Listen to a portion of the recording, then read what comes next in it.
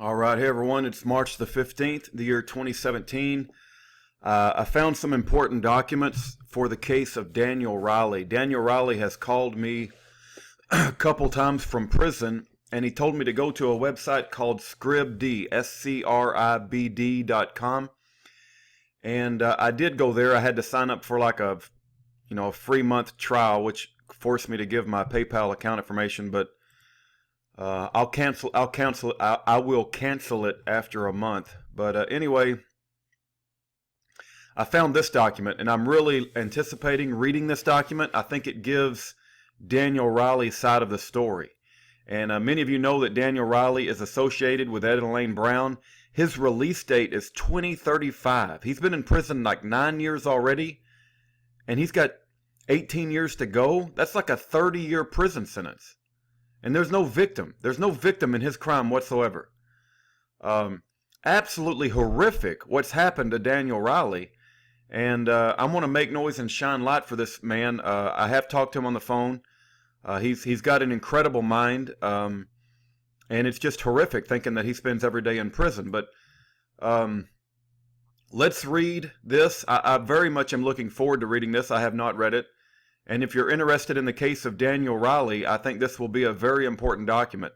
I've got lots of other documents too, but I think this one gives his side of the story and what happened.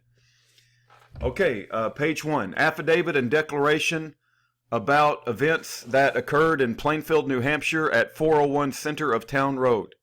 I, Daniel John Riley, being first duly sworn, declare under penalty of perjury: 1. I am over the age of 18, suffer no legal disabilities, have personal knowledge of the facts set forth below, and am competent to testify. 2. On June the 7th, 2007, around 7:45 a.m., I fixed a cup of coffee and went for a walk with Ed Brown's dog on Ed Brown's property. Hold on just a second.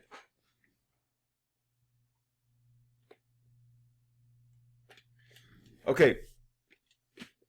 3. I walked up the quarter-mile long driveway which leads out to center of town road. 4. As I reached the end of the driveway, I noticed a person about 20 yards into the woods across the street of Supreme Court Justice Breyer's land. 5. I yelled at him, "What are you doing? Turkey hunting?" The person froze. 6. At the same time, the dog came along my side and started to walk off the road into the woods, when all of a sudden a guy in a full camouflage suit jumped up 3 feet in front of me and yelled, "Freeze!" as he pointed a rifle at my chest. 7. I turned and started to run back down the driveway toward Ed Brown's house. 8. As I was running, I heard a gunshot and felt the bullet whiz by my head. I screamed, "Don't shoot, I am unarmed." 9. A few seconds later, another gunshot was fired, and I heard the bullet rip through the leaves around the left side of my head. I kept screaming, "Don't kill me, I am unarmed." 10. As I came to a bend in the driveway, camouflaged men on either side of the driveway began popping up. 11. The men pointed their rifles at me, yelling, "Get on the ground," as they surrounded me. 12. I dropped my coffee cup on the ground, and I put my hands out in front of me in a surrendering gesture, when I heard one of them say, "Taser." 13. I was hit in the left shoulder with a sharp prong and was electrocuted for about 10 seconds.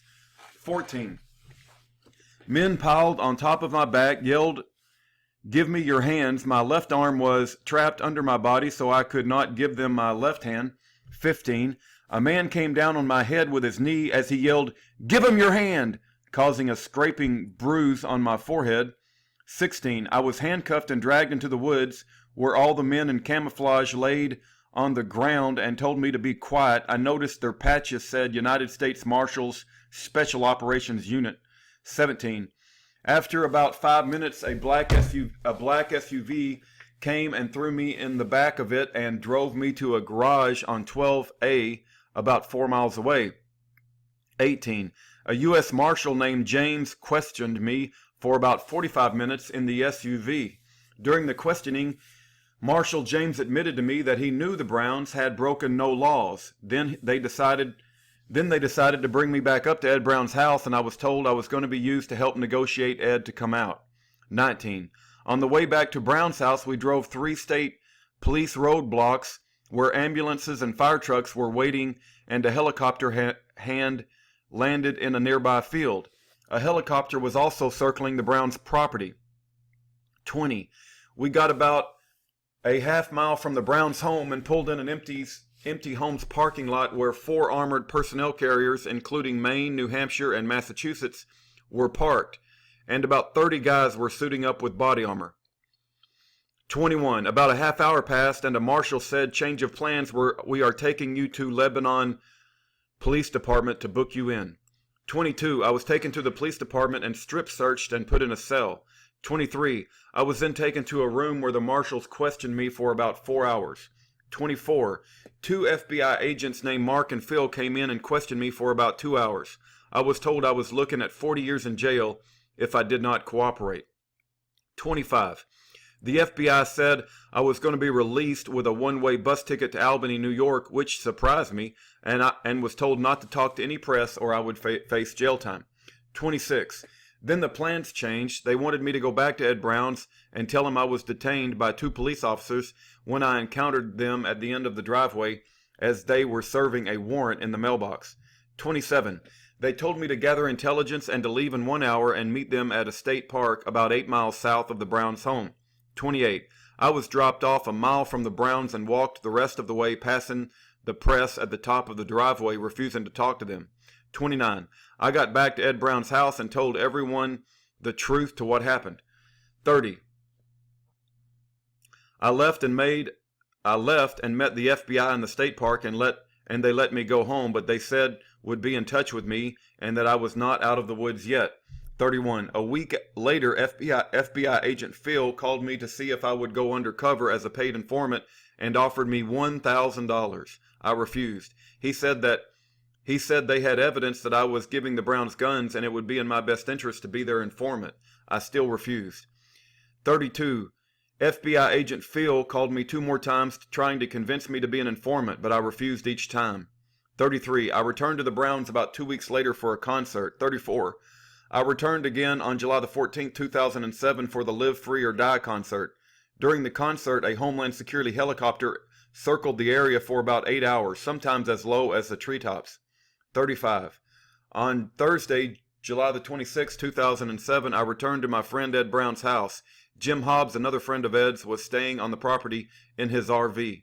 36. On Saturday, July the 28th, 2007, approximately 11:30 p.m., Jim Hobbs and I were relaxing in his RV, which is about 60 yards west, away from the house, when Jim said he heard a gunshot. 37. Jim and I went outside to see what was happening. We walked south towards the driveway, and we heard a burst of about 10 gunshots come from the woods on the north side of the Browns' home. 38. I got on my handheld radio as Jim and I ran for the RV. I called the house and said we have gunfire behind the house and Ed Brown replied that he heard it too. Just as Ed said that, another burst of gunfire came from behind the north side of the house. 39. I quickly sent an email message to my whole address book alerting people to the situation. I told Jim I was going to investigate. 40. Feeling an imminent threat to my life, I grabbed my Liberty tool and took up a strategic position on the property when another burst of about 5 rounds went off in the woods in front of me to the north. 41. I held my position for about 20 minutes and headed back to Jim's RV. As I arrived at Jim's RV, Jim said, "Did you hear that?" as he pointed to the south tree line just 20 yards from the RV. I heard branches breaking in the area Jim just pointed to. 42. I radioed the house and told them we had intruders in the south tree line along the driveway. 43. I did not feel safe in the RV. I radioed the house and told them I was going to make a dash for the house and have the door ready for me. I told Jim I will try it first and you follow if I make it. 44. I walked very fast towards the house the whole way, hearing movement in the woods. I say they were at least 5 to 6 intruders in the tree line along the driveway. 45. I got to the front door and the motion light lit up the area I was standing in. I could hear a person behind me moving by the generator shed about 50 feet away. I said, "Hurry up, open the door, they are right behind me." It seemed like an hour I was in the front porch when really it was about 60 seconds. I felt an imminent threat to my life as I stood there on the porch waiting to be let in. 47. After I got in the house, we radioed Jim and told him to make a dash for it. Jim arrived very quickly and reported he could hear intruders moving all around in the woods. just as I described to everybody in the house. 48. I quickly put on a helmet and protection vest and took up a position in the house. About 8 minutes later, I got a call on my cell phone from Wes at WTPRN radio asking if everything was all right.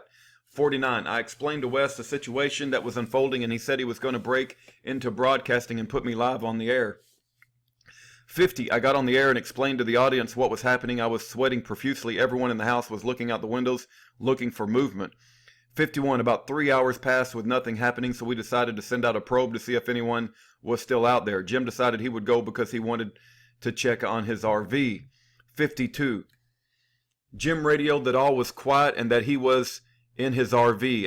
At this time, some people decided to go to sleep, but I stayed live on the radio, keeping people posted to the situation. 53. At around 4 a.m., Jim called my cell phone with urgency in his voice, saying they are all around the RV, banging on it and shaking it. I told Jim to hold tight. I ran and woke the whole house up, and at this point, Ed Brown got up in his sun deck and started using a bullhorn to yell at the intruders. Ed also sounded an air raid siren. 55. Jim called to say that they seemed to have left. The whole time I was live on the radio giving updates. 56. About a half hour passed when Jim called again and said they were back again pounding on his RV. I told Jim he should get the hell out of there and get back in the house. 57. Jim said he thinks they're gone again and that he is going to make a run for the house. This was happening around 4:45 a.m. Jim made it back to the house safely. A heavy, thick fog had rolled in during this time. 58. We waited for the sun to rise. At this point, Jim wanted to check on his RV to see if they had damaged it. I told him to wait till it gets a little brighter out, so he did. At about 5:30 a.m., Jim headed back to his RV. Jim reported that he heard noises in the woods that seemed to be going away from the property as he arrived at his RV.